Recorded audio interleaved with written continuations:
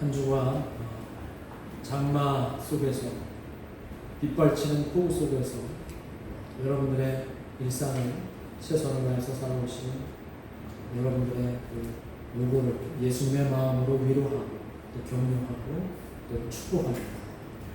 오늘 이 자리에 나오신 여러분들에게 하나님의 은혜가 가득 채워지기를 간절히 소망합니다.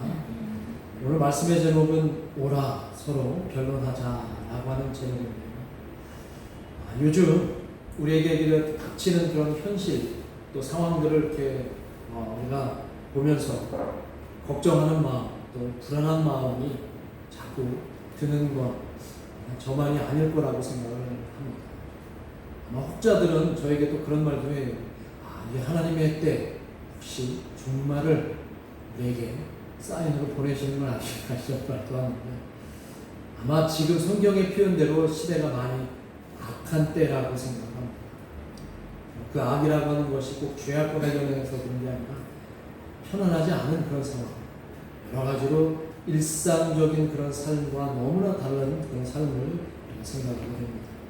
요즘 사방에서 천재지변이 너무나 자주 일어나고, 또 최근에 우리 그 장마를 보면 너무나 긴 장마, 예전에 볼 수 없었던 긴 장마가 이렇게 또 기록적인 폭우로 인해서 많은 사람들이 피해를 보고 하는 것을 보면서 지금이 좀 우리가 기도할 때, 우리가 묵상할 때가 아닌가 그런 생각을 해봅니다. 물론 기후변화 혹은 우리 사람들이 이렇게 만들어 놓은 어떤 책임도 있다라고 많이들 주장을 합니다. 이렇게 또한 종식되지 않을 것 같은 코로나의 상황, 또 앞으로 미래에는 또 다른 변종의 바이러스들이 창궐해서 우리 인류에게 계속해서 괴롭힘을 줄 것이라고들 많은 미래학자들이 지금 예측하고 있는 이럴 때, 과연 우리는 무엇을 바라볼 것인가? 우리는 무엇을 생각하고 고민해야 할 것인가? 참으로 많이 복잡하고 그렇게 생각되어지는 시대입니다. 이미 우리는 예전 일상으로 돌아갈 수 없다는 것을 우리 마음속에 이미 기정사실화시키고 있는 것 같아요. 그렇다면 지금 왜 이런 상황이 만들어졌을까? 우리의 책임 말고, 우리의 책임은 분명히 있는 것 같아요. 그러나 우리의 책임 말고 그 책임 너머에 혹시 다른 손의 작용이 있는 건 아닙니다. 그 다른 손이라고 하는 것은 우리가 마음속에 이미 생각하고 있는 그분의 손길은 아닌가 이런 생각도 해봅니다. 그러면서 혹시 하나님의 공의가 어디에 있는가, 그것도 또한 저는 고민하는 한 주가 되었습니다. 혹시 여러분들은 요즘 일상 바쁘게 일하시느라 정신없이 보내는 여러분들에게는 저의 이런 고민이 혹시 사치스러운 고민으로 이렇게 여겨지실지는 모르겠지만, 오늘날 이 시대를 살아가고 있는 우리 모두에게는 아주 중요한 화두가 되고 있다는 거죠. 점점 우리 미래에 드리워지는 이 검은 그림자와 같은 불안함, 우리가 바쁘다는 이유로 무시할 수 없는 상황인 것 같습니다. 그래서 저는 요즘 특별히 이사야서를 묵상하게 되었습니다. 지난 한 주간 이사야서를 쭉 묵상하면서 이사야서를 처음 읽는 그 순간, 오늘 우리의 시대적인 고민이 이 이사야서를 함께 나누면서 우리에게도 느낄 수 있겠구나. 그리고 여러분과 함께 시대적인 고민을 나누는 그런 시간이 되기를 주 안에서 소망해 봅니다. 오늘 본문을 제가 이렇게 이사야서를 좀 읽다가 오늘 본문 이 지점에 이르러서 저도 모르게 전율을 느끼게 되었습니다. 이미 때는 악하고 또 이미 본문의 그 배경은 정말 우리가 생각하는 것처럼 굉장히 평화롭고 그리고 평온한 상태가 아닌 것을 너무나 잘 알고 있는데, 오늘 이 본문을 제가 묵상하면서 읽는 순간에 이 본문이 얼마나 저의 무릎을 치게 하는 본문인지 모르겠습니다. 이 이사야서는 이미 우리가 잘 알고 있는 내용이에요. 그리고 오늘 본문의 내용도 잘 알고 있습니다. 우리의 실존의 경험이 잘 녹여져 있는 그런 본문인데, 제가 특히 감동받은 대목은 바로 18절의 이 대목입니다. 한번 우리 같이 한번 읽어보겠습니다. 오늘 제목과도 같은데요. 시작. 오라 우리가 서로 변론하자. 자, 누구의 말씀일까요? 하나님께서 하시는 말씀. 하나님께서 이스라엘 백성, 남유다와 예루살렘에 남아있는 백성들을 향해서 지금 말씀하시는 내용입니다. 이 말씀은 하나님의 전능하신 하나님께서 우리를 초청하시는 말씀이에요. 이 말씀은 우리 한번 솔직하게 이야기해보자라고 하는 그 하나님의 말씀이라는 거예요. 하나님께서 우리에게 친히 낮은 곳으로 임하셔서 야, 우리 한번 시시비비를 한번 가려보자, 이런 말씀을 하시는 거예요. 우주 만물의 창조주께서 먼지보다도 못한 저와 같은 그런 인간 존재에게 오늘 우리 한번 서로 변론해보자, 이렇게 말씀하신다. 그래서 변론이라는 말은 법률 용어입니다. 그런데 이 변론이라는 말은 히브리어 원어로 보면 야하라는 말이에요. 야하. 그 야하라는 말이 뭐냐면 아주 솔직하게, 아주 숨김없이 친밀하게 우리 한번 대화를 나눠보자, 이런 뜻이에요. 그러니까 하나님께서 이스라엘 백성에게 너희들 한번 나에게 와서 우리 한번 솔직하게 이야기를 한번 나눠보자, 이런 말씀이다. 그리고 그 변론의 핵심이 뭐냐면, 이야기를 나누자고 하는 그 핵심의 내용이 뭐냐면, 내가 너희들을 용서하려고 그래 라고 하는 그 내용이 그 변론의 핵심으로 담겨져 있다는 겁니다. 우리의 죄가 아무리 주홍빛같이 붉을지라도, 아무리 진홍빛같이 붉을지라도 너희의 죄가 희어질 수 있고 양털같이 될 것이다라고 그렇게 말씀하시기 위해서 우리 한번 솔직하게 대화를 한번 해보자라고 그렇게 말씀하십니다. 이미 이런 말씀을 하시기 전에 하나님은 이스라엘 백성에게 너무나 큰 실망들을 하셨어요. 아니, 실망을 넘어서 이제 분노가 폭발하실 지경에 이르르셨어요. 왜냐하면 이스라엘 백성들은 하나님과의 약속을 정말 휴지 조각처럼 그렇게 내다 버렸기 때문에 하나님은 그들을 이해할 수 없었습니다. 때로는 그들에게 모멸감을 느낄 만큼 그들은 하나님을 조롱하기도 하고 하나님을 외면했던 그들에게 하나님은 이미 이사야서 이전의 시대적 배경에 의하면 그들에게 해초리를 드시기도 하셨습니다. 그러나 마치 방탕한 자식을 기다리는 아버지의 마음으로 그 이스라엘 백성을 향해서 참고 또 기다리셨다는 겁니다. 그러면서 오늘 마침내 하나님께서 낮은 곳으로 임하셔서 이렇게 말씀하시는 거예요. 오라, 우리가 서로 한번 솔직하게 이야기해보자, 이렇게 말씀하시는 거예요. 보통 누가 누군가에게 우리 한번 솔직하게 이야기해보자 라고 얘기할 때는 그 이야기를 하자고 건넨 사람에게 아쉬운 점이 있거나 아니면 어떤 다른 의도가 있는 것이 보통 일반입니다. 그렇죠? 그런데 이 점에서 저는 하나님께서 인간에게 먼저 이야기해보자라고 제안하셨다라고 하는 그 하나님의 낮아지심이 얼마나 저에게 큰 감동이었는지 모른다는 거예요. 하나님의 위치라면, 이 우주 만물을 지으신 창조주의 위치라면 그냥 일방적으로 선포하시고 일방적으로 지시하셔서 그들이 말을 안 들면 그냥 불로 사르면 되는 것을 하나님은 그렇게 하지 않으신다는 거예요. 하나님은 또 그들에게 기회를 주시기 위해서 우리 한번 대화를 해보자, 이렇게 하셨다는 거예요.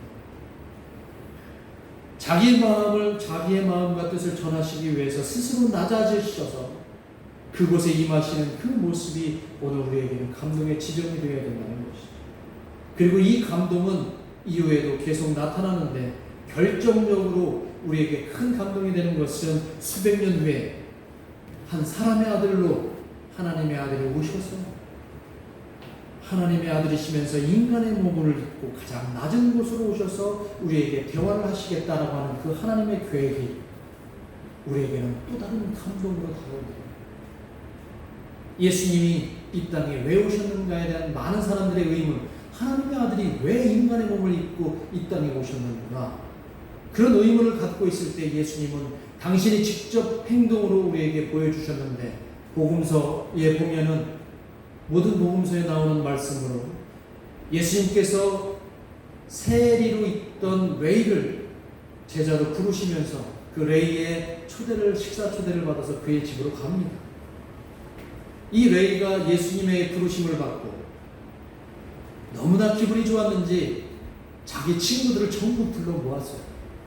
그 식사 분위기는 너무 흥이 높고 너무 분위기가 좋았어요. 그런데 그곳에 모였던 레이의 친구들이 누구였냐면 바로 유대 사회에서 죄인 취급받았던 세리들과 죄인들로 가득했다. 그곳에 예수님이 그들과 함께 식탁교제를 나누셨다. 유대 사회에서는 스스로 죄인으로 규정한 사람들이 누구였냐면 소위 사회적 약자들이에요. 사회로부터 내몰림 받은 사람들이 그들이 오죽했으면 하나님의 저주를 받고 그렇게 비참하게 살아가는가, 그들은 분명히 죄인일 거야 라고 하는 그런 우월의식 속에서, 종교적 우월의식 속에서 그런 죄인들을 양산했던 거예요.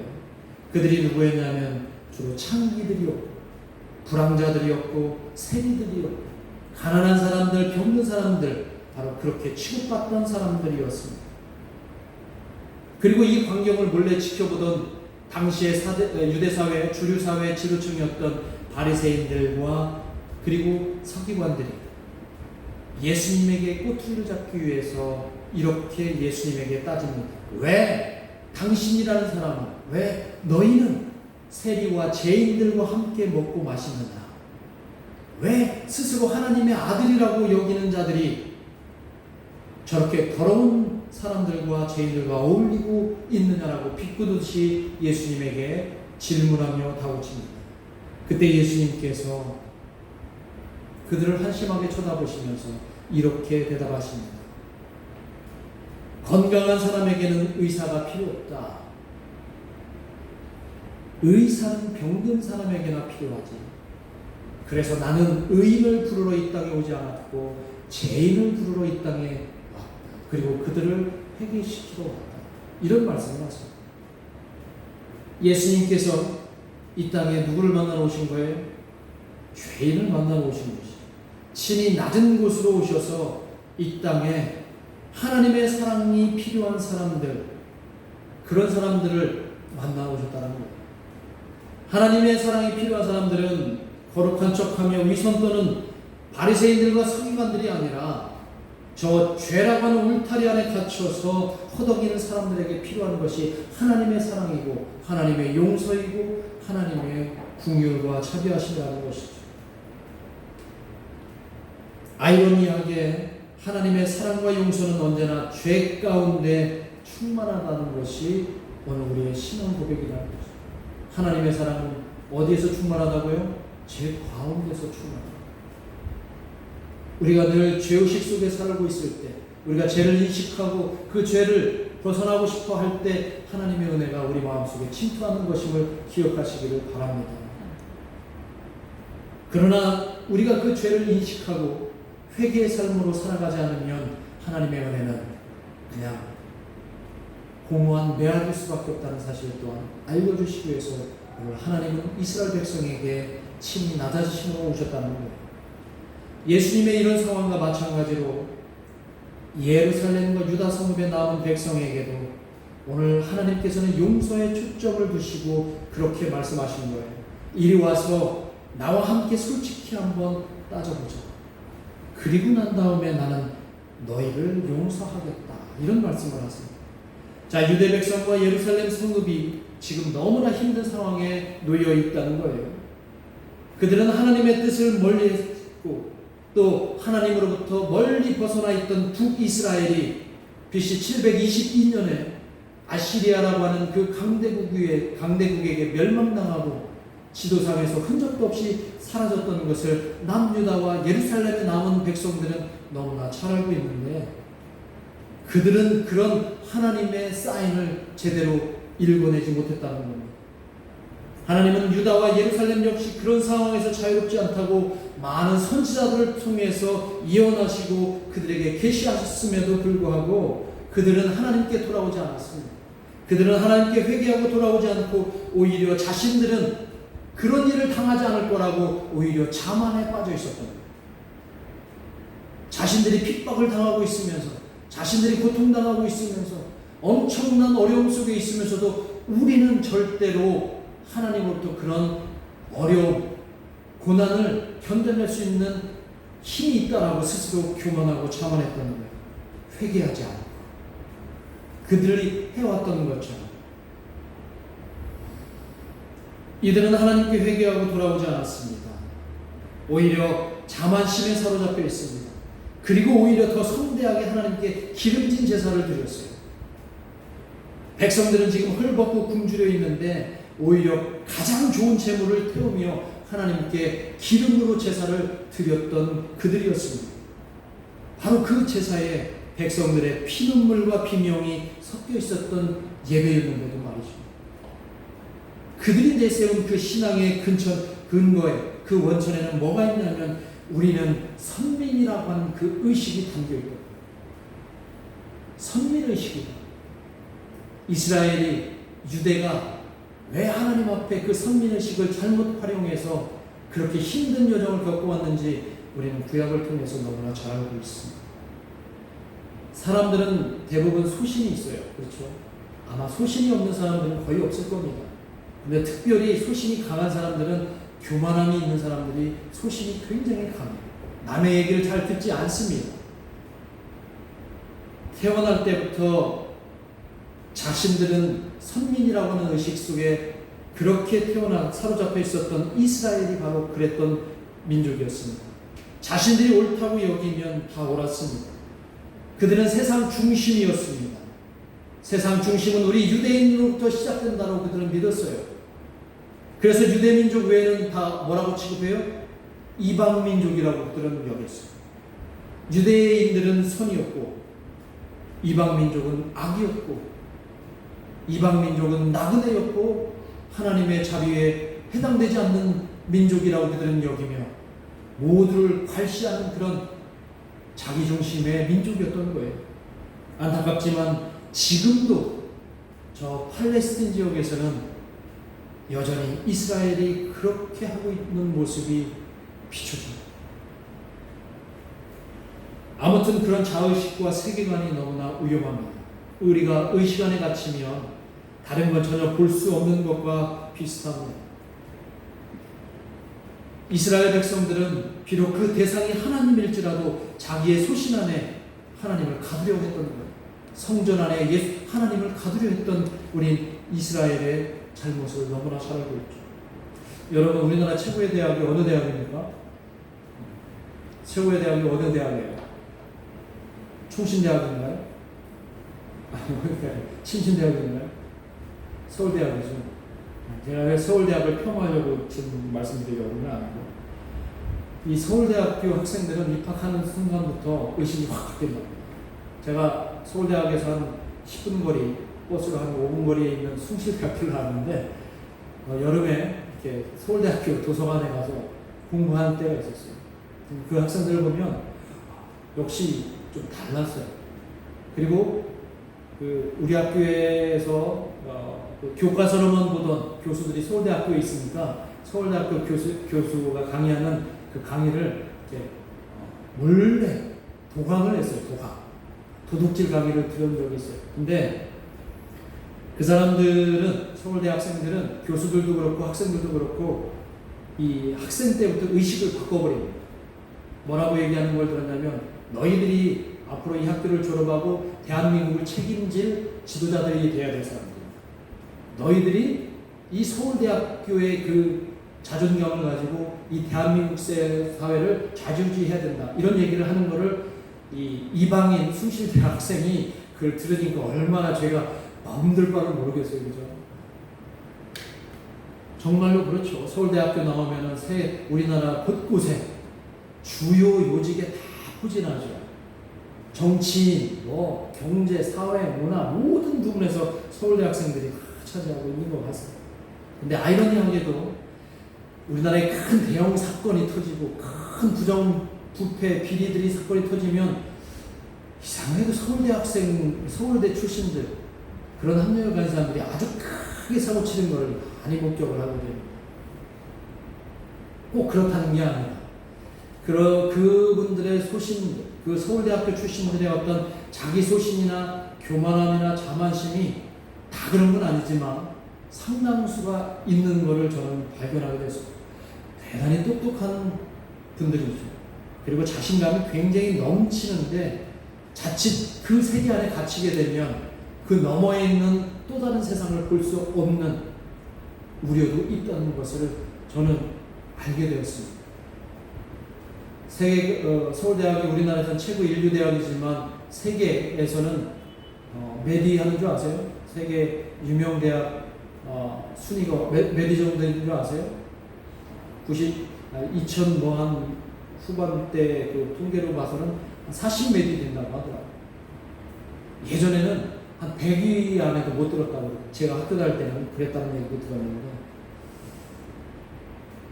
우리가 가지고 있는 의식 안에 매몰되면 그 의식 범주 너머에 또 다른 것을 못 볼 확률이 많다는 것을 제가 말씀드리려고 하는 거예요. 바로 이스라엘 백성들이 그런 의식에 갇혀서 그들이 지내왔다는 겁니다. 그들의 생민의식이 얼마나 그들의 세계관을 좁혀놨는지, 좁게 만들었는지 그들의 역사를 보면 너무나 잘 알고 있어요. 다윗 왕조 이후에 이스라엘의 역사는 계속해서 타락과 분열의 역사였습니다. 그리고 그들의 역사는 주변 열강들에 의해서 패망당하는 역사였습니다. 하나님이 선택한 백성이라면, 그들이 그렇게 의식하고 있는 선민이라면 왜 하나님께서는 그들에게 그런 삶을 허락하셨을까? 하나님의 뜻과 계획을 그들이 제대로 알았더라면 그들은 그렇게 자기들의 소신대로 자기들의 의식 속에서만 살아갔을 것인가, 그런 의문을 던져보게 됩니다. 왜냐하면 하나님은 끊임없이 그들에게 계속해서 사인을 보내셨거든요. 많은 선지자들의 입을 통해서 그들에게 말씀하셨습니다. 이제 너무 멀리 가 있으니까 제발 돌아와라. 그리고 이제는 내 말에 귀를 기울여라. 이 말씀을 끊임없이 하나님은 그들에게 말씀하셨는데 그것도 호사가 되었습니다. 그래서 하나님은 이제 다른 방법으로 그들을 채근하기 시작하셨어요. 강대국을 통해서 그들을 채찍으로 사용하셔서 그들에게 상처를 내주시고 아픔을 주시면 그들이 정신 차리고 돌아올 줄 알았습니다. 그럼에도 그들은 그 얄팍한 선민의식에 매몰되어서 여전히 기름진 제사로 우리는 그 하나님의 심판에 해당되지 않아 자신만만하게 그렇게 그들은 헛된 예배를 드렸던 거예요.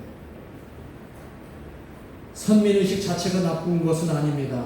그러나 선민의식을 빙자해서 하나님의 뜻을 왜곡하고 하나님을 잊어버렸기 때문에 그 선민의식에 매몰된 이스라엘 백성이 혼이 나는 겁니다. 하나님의 말씀을 왜곡해서 사람들을 옥죄는 이데올로기로 그들은 삼아버렸어요. 하나님의 정의를 자신들의 정의로 둔갑시켜서 자신들의 정의에 맞지 않으면 사람들을 차별하고 형식적인 종교 틀에 가두어버리고 그들을 힘들게 살아가게 했어요. 그리고 위선이 가득한 제사를 하나님께 드리면서 기름진 짐승을 하나님께 불태웠다는 거예요. 지금 백성들은 힘들어 죽겠는데 그들은 왜곡된 그들의 신앙이 하나님을 화나게 만드셨던 거예요. 결국 하나님은 그들의 불태우는 제사를 역겹다고 말씀하십니다. 그들이 드리는 그 기름을 역겹다고 받지 않겠다고 말씀하십니다. 진정성이 없는 온갖 예배를 더 이상 받지 않겠다고 선언하셨어요. 그게 오늘 본문 이전에 나오는 이사야서 1장 초반에 나오는 말씀이에요. 예배 받으실 하나님의 뜻을 전혀 헤아리지 않는 그들의 모습이 혹시나 지금 우리의 자화상은 아닌지 이 말씀을 통해서 한번 고민했으면 좋겠습니다.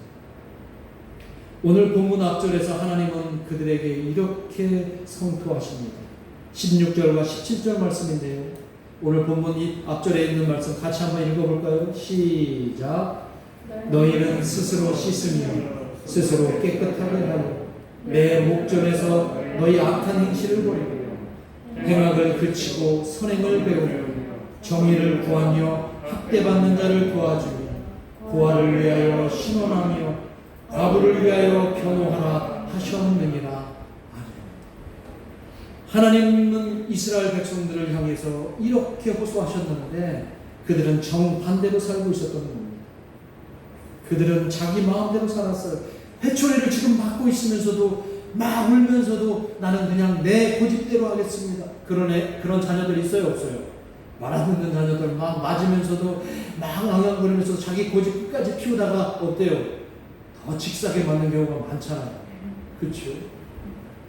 그들은 자기 마음대로 그렇게 회초리 맞으면서도 깨닫지 못했고, 만약 하나님이 당신의 공의를 그들에게 제대로 실현하셨다면 그들은 어떻게 됐을까요?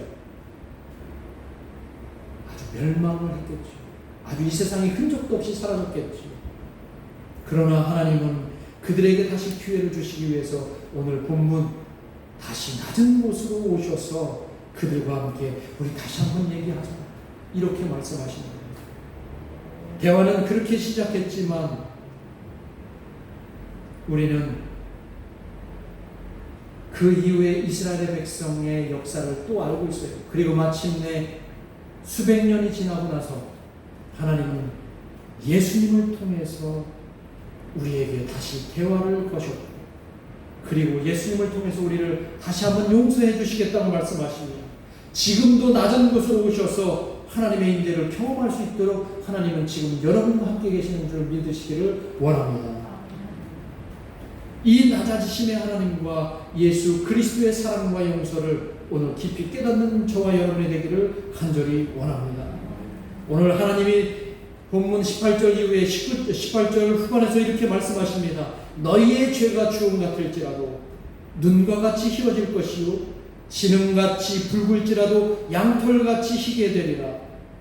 이 말씀은 하나님이 용서하시겠다는 선언이에요. 그리고 이 용서는 분명 저와 여러분의 회개가 선행되어야 되는 용서라는 것 또한 아셔야 한다는 거예요. 회개가 없는 용서는 없어요. 돌아와야 합니다. 이스라엘 백성이 돌아와야 해요. 그래야 용서하시겠다는 겁니다. 여러분, 회개가 뭐라고 그랬어요? 제가 아마 이 회개는 기독교 신앙의 가장 핵심되는 중요한 시작입니다. 회개하라. 회개가 뭘까요? 여러분들의 잘못을 뉘우침이 회개일까요? 물론 그것도 맞는데 뉘우치면서도 계속 같은 길로 간다면 그것은 진정한 회개가 안 되는 거예요. 매 맞으면서도 잘못했어요 하면서도 계속 그 길로 가고 있는 것은 진정한 회개가 아니라 여기서 말하는 회개는 헬라어로 메타노이아라는 뜻입니다. 메타노이아는 뭐냐면 그 헬라어의 뜻이 뭐냐면 방향을 바꾸는다는, 내가 지금 하나님을 향해서 방향을 서지 않고 다른 방향에 서 있는 나의 이 자세를 회개는 바로 선다는 거예요. 무슨 말씀인지 알겠어요? 회개라고 하는 것은 나의 잘못된 방향을 이제 하나님을 중심으로 해서 바로 서겠다라고 하는 고백이 바로 회개인데, 이것은 나의 의식을 바꾸는 거예요. 나의 인식을 바꾸고 나의 삶을 바꾸고 나의 신앙을 바꾸는 것이 바로 회개라는 것입니다. 그런데 그 회개의 의지는 내 의지로 불가능하다. 여러분이 회개할 수 있는 이유는 성령이 여러분들에게 회개의 영으로 함께 하실 때 가능하다는 겁니다. 바울은 로마서 8장 18절에서 16절에서 이렇게 말씀하십니다. 함께 읽겠습니다. 시작. 바울 로마서 8장 16절 말씀. 자, 시작. 성령이 친히 우리의 영과 더불어 우리가 하나님의 자녀인 것을 증언하시나니. 성령이 우리와 함께 계실 때 우리가 하나님께 멀어져 있는, 하나님과 다른 방향을 보고 있는 우리의 자세를 바로 잡아줄 수 있도록 도와주신다는 거예요. 또한 사도행전 1장 7절에서도 이렇게 말씀하십니다. 오직 성령이 너에게 임하시면 너희가 권능을 받고 누구의 증인이 되신다고 그래요? 예수님의 증인이 되신다고 그래요. 사도행전 1장 8절에 있는 말씀. 성령이 우리에게 임하시면 우리가 권능을 받는데 그 권능이 또 다른 삶, 하나님의 자녀가 되는 삶, 예수님의 제자가 되는 삶, 증인이 되는 삶으로 바뀔 수 있다는 거예요. 따라서 성령으로 우리는 회개 자리로 갈 수 있습니다. 오늘 본문에서 하나님이 우리와 변론하자는 것은 우리의 세계관을 하나님 중심의 세계관으로 이제 바꿔주시겠다라고 하는 그 은혜로 다가오시는 것입니다. 이 제안을 우리는 절대 거절할 이유가 없습니다. 우리가 예수님을 믿는 증거는 전혀 다른 삶을 살아갈 때 가능하다는 거예요. 예수님을 믿고 있는데도 여전히 세상 사람들과 똑같이 살아가고 있다면 그것은 예수님을 믿는 증거가 아니라는 거죠. 우리의 진정한 회개가 없는 삶이라는 것입니다. 그 삶은, 예수님을 믿는 삶은 나의 세계관이 이제 세상 중심에서 예수님 중심의 삶으로 바뀌는 것이라는 거예요. 예수님의 눈으로 세상을 바라보고 예수님의 심정으로 사람들을 대하고 예수님의 마음으로 이 세상을 살아가는 것이 진정한 하나님의 자녀로서의 삶이라는 것입니다. 예수님의 세계관으로 우리가 우리의 세계관을 바꾸면 그동안 보이지 않던 세상이 아주 잘 보이게 됩니다. 하나님의 자비와 긍휼이 필요한 사람들이 우리 눈에 쏙쏙 들어올 것입니다. 그리고 사회의 약자들이 잘 보이게 될 것입니다. 내가 도와줄 이들이 아주 눈앞에 아주 잘 보이게 될 것입니다. 그리고 내가 하지 말아야 될 일들이 예수님의 세계관으로는 잘 보일 수 있다는 것이죠. 이게 회개한 삶의 능력이라는 것이죠. 그때 우리는 자연스럽게 하나님의 나라를 발견하게 되고 이전에 알지 못했던, 우리가 보지 못했던 새로운 세상을 만나게 됩니다. 바로 그 공간이 오늘 이 시대에는 교회 공동체를 이루시고 실현하시겠다는 거예요. 오늘 수매심 그리스도 공동체가 바로 그런 공간이 되기를 주 안에서 소망합니다. 사도행전에 나오는 많은 교회들이 바로 그런 공동체였는데 그 공동체는 바로 낮은 곳으로 임하신 하나님과 소통하는 공동체였기 가능했습니다. 회개한 백성들은 이제 자연스럽게 하나님 말씀에 순종하게 되는데 그것이 바로 19절에 있는 말씀이에요. 같이 한번 읽어보겠습니다. 19절 말씀 시작. 너희가 즐겨 순종하며 땅의 아름다운 소산을 먹을 것이요 라고 되어 있습니다. 하나님께 순종하는 삶, 하나님 중심의 삶으로 우리가 회개하는 삶으로 전환하면 하나님께 순종하는 삶이 자연스럽게 될 때 하나님께서는 우리에게 처음에 주셨던 그 땅을 다시 선물로 주시겠다라는 거예요. 아담 이후로 빼앗긴 그 땅을 이제 아담 이전에 그 땅으로 우리에게 다시 주시겠다라고 하는 말씀이 이 말씀이에요. 그 삶의 근거가 되는 땅에서 우리에게 소산을 마음껏 즐길 수 있도록 해주시겠다는 거예요. 삶의 근거가 되는 여러분의 삶이, 여러분의 땅이 그 안에서 많은 열매들을 여러분들이 먹으며 살아갈 수 있다는 것이 바로 오늘 말씀의 핵심이라는 것입니다. 그것은 또 다른 의미로 하나님과 우리가 완전히 화해했다는 거죠. 우리가 회개할 때 하나님과 우리는 완전한 화해가 되는 것이죠. 그날이 되면 땅에서 울리던 서글픈 울음은 이제 멈추고 웃음이 가득해질 것입니다. 전쟁 대신에 평화가 이 땅에 찾아올 것이고 차별과 억압은 사라지고 주님의 자녀들이 행복하게 살아가는 진정한 공간이 이 땅에 펼쳐질 것입니다. 그것은 우리가 회개하고 순종할 때 가능한 것을 오늘 말씀해 주시는 겁니다. 그러나 여전히 반대로 거역하면 오늘 20절에 있는 말씀으로 하나님은 우리에게 경고하시는데 20절에 있는 말씀, 무서운 말씀을 우리가 두렵게 한번 받아들이면서 읽겠습니다. 시작. 너희가 거절하여 배반하는 칼에 삼켜지리라. 여호와의 입의 말씀이다. 지금도 하나님은 여전히 우리를 초청하고 계십니다. 그리고 여전히 우리 마음대로 살아가고 있기 때문에 그런 초청이 지금도 계속된다고 믿습니다. 우리의 미래는 불확실합니다. 우리의 미래는 불안합니다. 염려와 걱정이 너무 많습니다. 어쩌면 이 상황을 통해서 우리에게 하나님은 끊임없이 사인을 보내시는 것 같습니다. 어떤 사인이냐면 이제 정신 좀 차려라. 이제 돌아와라. 그리고 우리에게 이렇게 제안하실 겁니다. 오라. 우리가 서로 변론하자. 여러분 지금 여러분의 눈이 어디를 바라보시는지 이번 한 주간 조용히 여러분들이 묵상하시면서 회개하셨으면 좋겠습니다.